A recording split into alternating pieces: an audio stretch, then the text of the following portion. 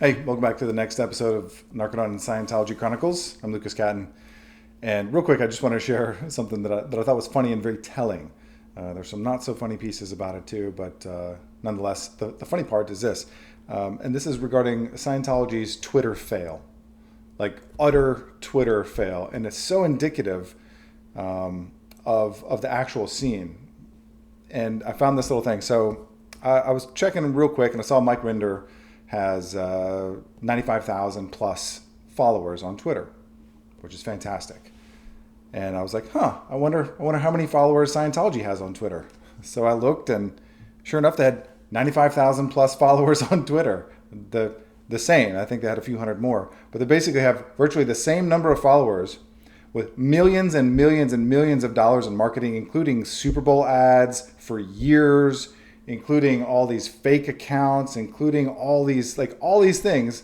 Scientology's official Twitter page or Twitter handle, tweeter, whatever, is has roughly the same number of followers as Mike Rinder, one man who has taken a stand against them.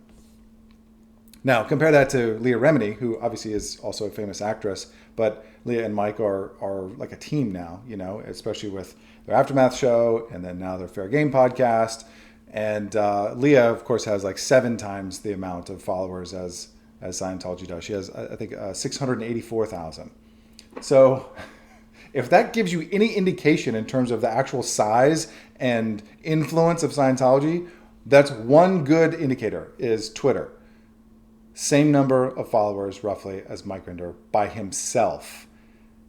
And as you'll see on his site, sometimes he'll look at Alexa rankings and of Scientology.org and compare his site, Mike Rinder's blog.org, and other AntonioOrtega.org and things like that. They'll compare their sites with Scientology.org and show how much more traffic they get with like zero promotion, just speaking the truth, sharing what's going on, sharing their stories, sharing other people's stories, talking about the fraud, talking about the abuse, talking about that. Like that gets way more traction than all the millions and millions and millions and millions of dollars in paid ads and Super Bowl commercials and all this other stuff to Twitter and to the main website. And they even have their own network, Scientology TV network on DirecTV and I forgot what the other cable provider that it comes through, but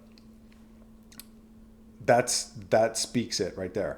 And speaking of Twitter, Stephanie Hutchison has been doing some work and helping to clean up some of the stuff that Scientology has, some of the abuses on Twitter. They've used Twitter and some handles on Twitter. And Mike Rinder shares a story about this. For example, his adult daughter, Taryn, has been used against him as a pawn for years and spreading lies and things like that, accusing him of things that he has police evidence and recordings proving that he didn't do, things like that. And Stephanie reported some of these harassments from them and Freedom Media Ethics. Freedom is their quote unquote magazine, and actually got them banned from Twitter, got them removed. So those are my quick 2 cents on Scientology's Twitter fail, and amongst there's so many other ways that they continue to fail, but that's a great example. Check it out for yourself if you don't believe me.